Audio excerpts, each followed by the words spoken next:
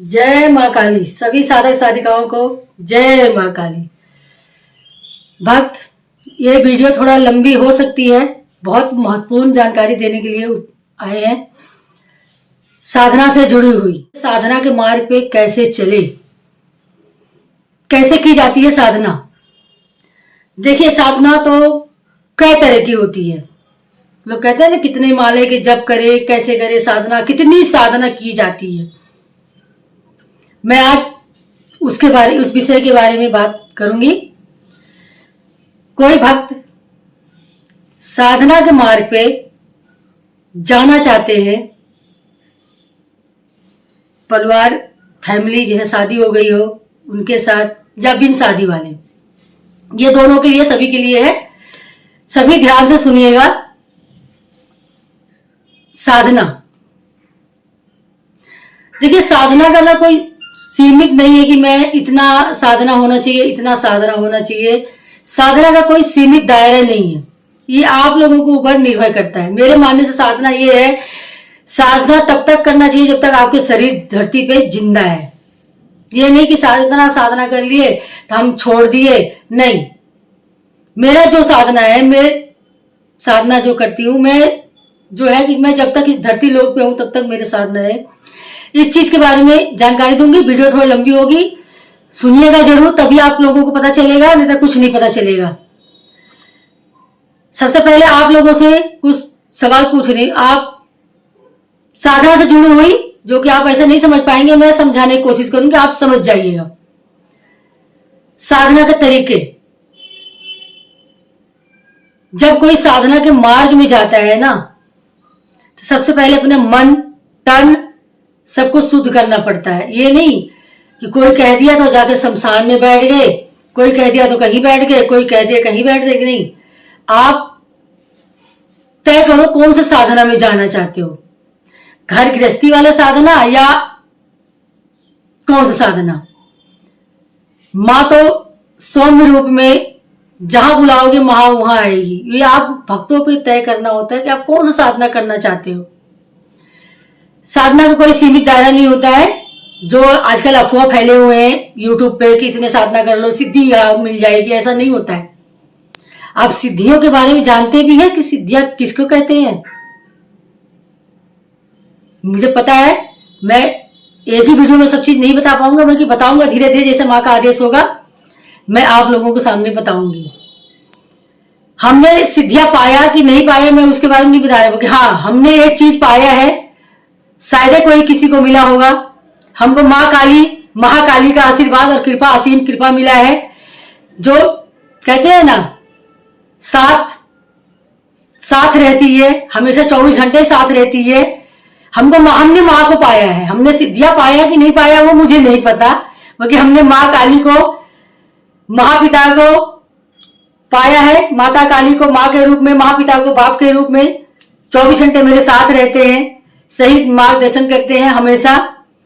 मुझे उसके लिए बहुत मंत्रों का अभ्यास नहीं करना पड़ता, बस मैं आंख बंद करती हूँ, माँ मेरे सामने होती है। ये साधना ऐसा करो भक्त कि माँ 24 घंटे आपके साथ रहे। ये नहीं कि हमने साधना कर लिया, इतना साधना कर लिया तो हमने सिद्धियां पा लिया। सिद्धियां लोग ने क्या पा रखा है वो मुझे नहीं पता, बाकी मैंने माँ काली, महाकाली का कृपा आशीर्वाद माँ ने मुझे दिया है। आप भक्त, अब मैं आप लोगों से सवाल पूछूंगी, आप लोग कौन सा सिद्धियां पाना चाहते हैं। छोटे से 2 BHK 1 BHK में रहना पसंद करते हैं, या अपने मकान, अपने घर, जैसे कहते हैं ना जड़ से मकान, कि जिसमें स्वयं कोई चीज आपको चेंज करना हो उस घर में, तो आप करना चाहेंगे। फ्लैट में तो नहीं, फ्लैट की तो देखिए एक दायरा होता है, जो बिल्डर ने आपको बना के दे दिया, आपको उसी दायरे में रहना है। आप उसमें ना किचन छेड़ सकते हो, ना बेडरूम छेड़ सकते हो, कुछ भी नहीं छेड़ सकते हो, क्योंकि वो एक सीमित दायरा हो गया। मैं साधना के मार्ग की चीज बता रहा हूं, आप समझिएगा जरूर।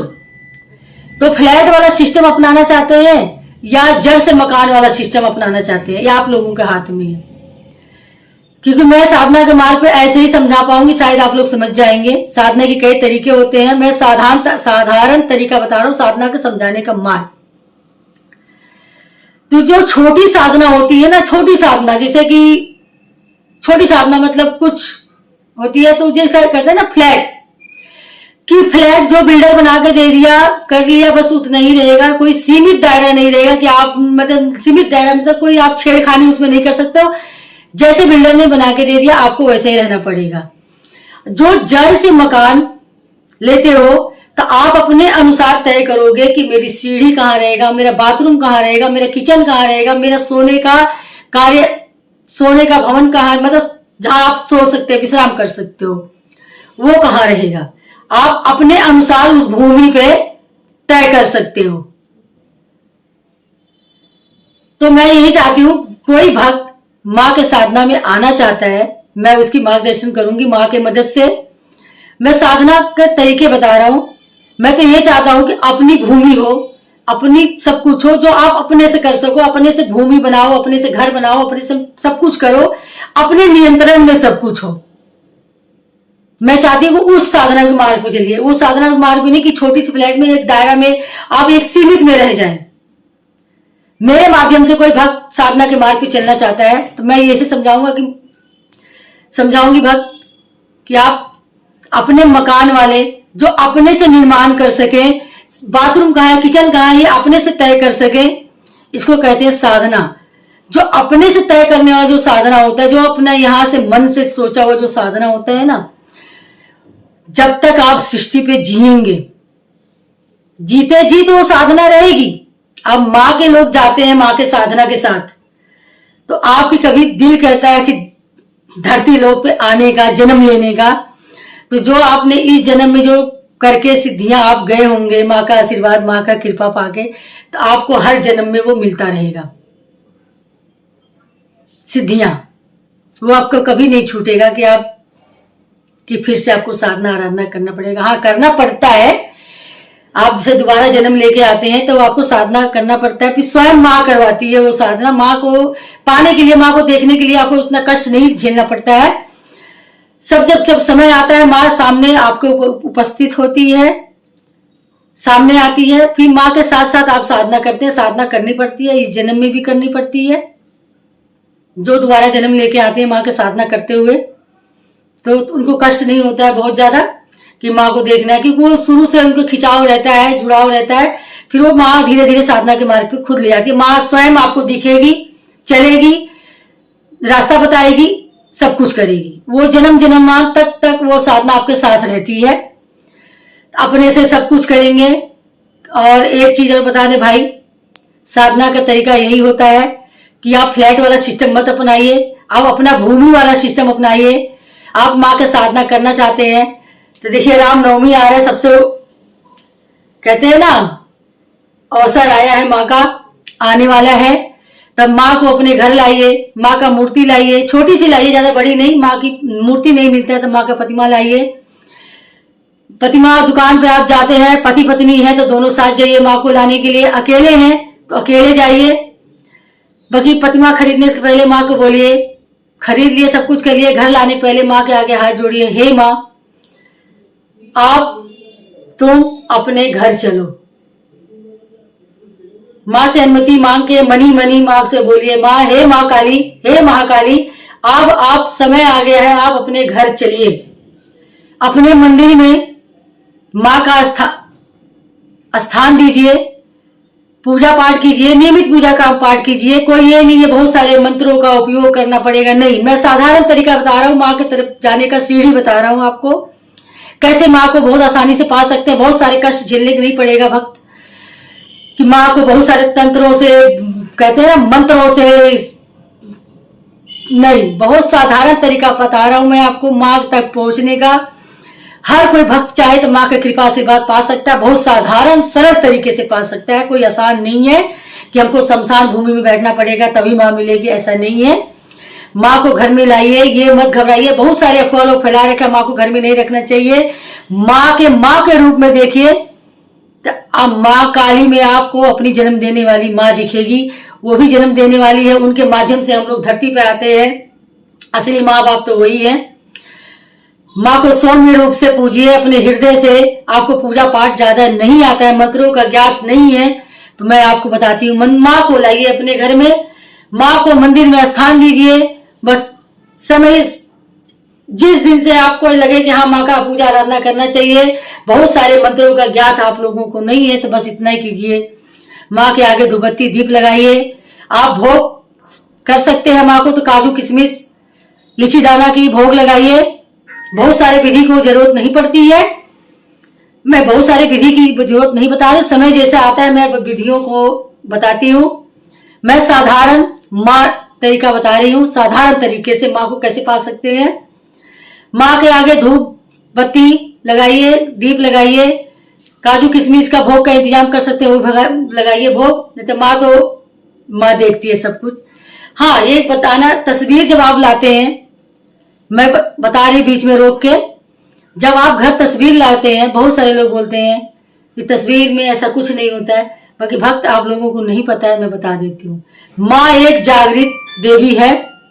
जिस दिन से, जिस समय से आप अपने घर में माँ को लेके आते हैं, तो माँ का तस्वीर प्रतिमा मत समझिएगा, आप समझिएगा स्वयं मेरी माँ है। क्योंकि माँ जब आपके घर में आती है तो तस्वीर, आपको तस्वीर दिखेगा, बाकी माँ जगी हुई होती है, माँ जागृत होती है। माँ एक जागृत देवी है, आपकी सभी बातें सुनती है, सभी बातें समझेगी। आप जो भी बोलेंगे, जो भी गतिविधियां करेंगे, माँ को सब दिखेगा, माँ सब समझेगी, माँ सब सुनती है, समझती है। क्योंकि हाँ, माँ के पूजा आराधना करने के पहले भक्त कष्ट, माँ के सामने माँ को सब दिखता है। माँ के मगर छल कपट के माँ की आराधना कीजिएगा। मन में कोई भय नहीं रखिएगा, माँ के मन में बस प्रेम माँ को दिखता है। जो भक्त माँ के लिए प्रेम बरसाएगा, माँ तो कृपा उस भक्त में भर भर के बरसाती है। भक्त, इससे आगे क्या बोलूं मैं, आप सभी समझ गए होंगे। बस छोटी सी जानकारी आप सभी के साथ लेके आए थे। माँ की आराधना कीजिए, आपको बहुत सारे मंत्रों का ज्ञात नहीं है, बस इतना ही बोलिए माँ के आगे हाथ जोड़ के, जय माँ काली। माँ काली का नाम का मंत्र बना लीजिए, बस इतना ही बोलिए, जय माँ काली, जय माँ काली, जय माँ काली, जय माँ काली। माँ काली का नाम ही एक मंत्र है। आप इस मंत्र का, माँ काली का नाम का मंत्र बनाइए। जिस भक्त को मंत्र का जाप करने नहीं आता है, माँ काली का नाम को एक मंत्र बना लीजिए। माँ को बुलाइए, माँ के नाम से बुलाइए, माँ के नाम में रमिए, तो स्वयं आपको साधना का मार्ग खुलते जाएंगे। पहले माँ के नाम में रमिए। कोई नए भक्त हैं जो माँ के करीब जाना चाहते हैं, तो मैं तो यही सुझाव दूंगी कि पहले माँ के नाम, माँ काली के नाम से रमिए, तब साधना के मार्ग पे जाइए, तब आपको धीरे धीरे माँ खुद मार्गदर्शन कीजिएगा। पहले माँ के प्रेम में बनिए आप लोग। छोटा सा जानकारी था, आप लोग समझ गए होंगे, समझदार होंगे, समझ जाएंगे साधना कैसी होती है। सीधा साधना में मत कूदिए, पहले माँ के प्रेम में, माँ के भक्ति में डूबिए, तब साधना के मार्ग पे जाइए, तब आपको धीरे धीरे साधना का मार्ग समझ में आएगा। कोई कुछ कहता है, कोई कुछ कहता है, उस पर ध्यान मत दीजिए, बहुत सारे लोग जानकारी देते हैं। चलिए बस छोटा सा वीडियो को यहीं विराम देते हैं। जय माँ काली।